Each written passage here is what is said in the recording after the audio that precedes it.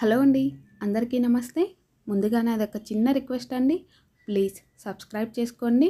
ఇక ఇవాల్టి స్టోరీ నచ్చితే లైక్ చేయండి, షేర్ చేయండి, అలాగే కామెంట్ పెట్టండి.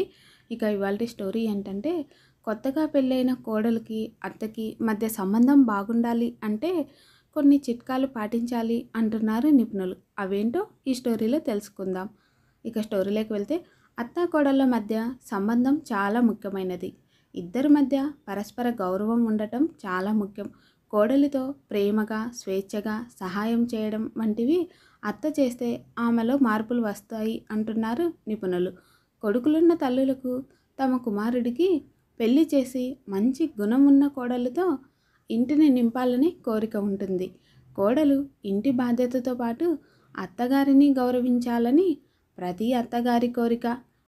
మంచి అత్తగారిని పొందటం ఎంత అదృష్టమో, తెలివైన సంస్కారవంతమైన కోడలు కావడం కూడా అదృష్టమే అండి.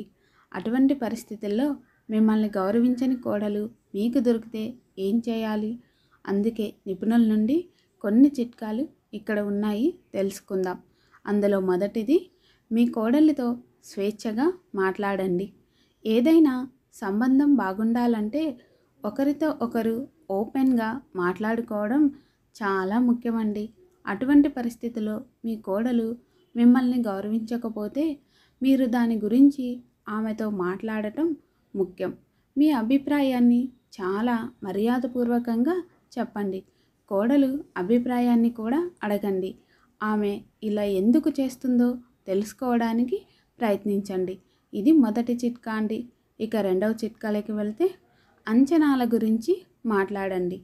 సంబంధాలతో తగాదాలు, వివాదాలను తగ్గించడానికి మీ అంచనాల గురించి స్పష్టంగా ఉండటం ముఖ్యం.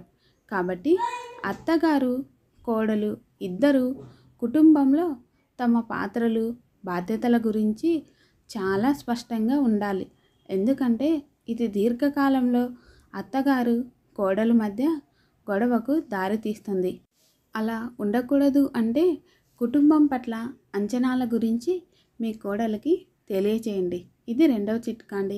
ఇక మూడవ చిట్కాలోకి వెళ్తే, కరుణ చూపండి.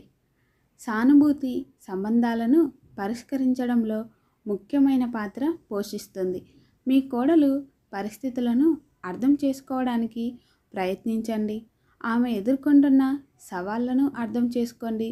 ఆమె పెరిగిన వాతావరణం మీ ఇంటికి చాలా భిన్నంగా ఉండవచ్చని కూడా అర్థం చేసుకోండి.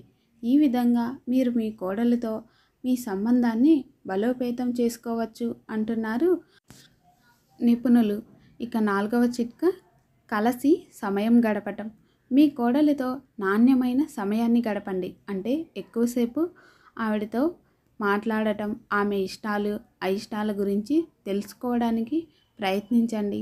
ఆమె మీ కుటుంబంతో సంతోషంగా ఉందా లేదా అనే విషయాన్ని నిర్ధారించుకోండి.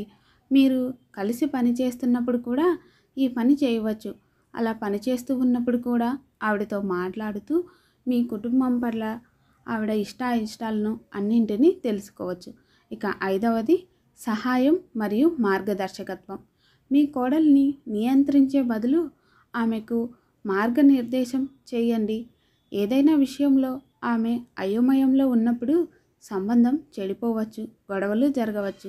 అటువంటి పరిస్థితిలో మీరు మీ కోడలి నుండి గౌరవం పొందలేరు. అందువల్ల అత్తగారు తన కోడలికి మార్గదర్శకత్వంలో సహాయం చేయటం ముఖ్యం.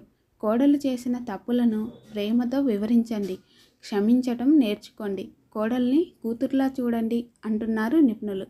ఇక ఇదండి ఇవాల్టి స్టోరీ. నచ్చితే లైక్ చేయండి, షేర్ చేయండి. Thanks for watching.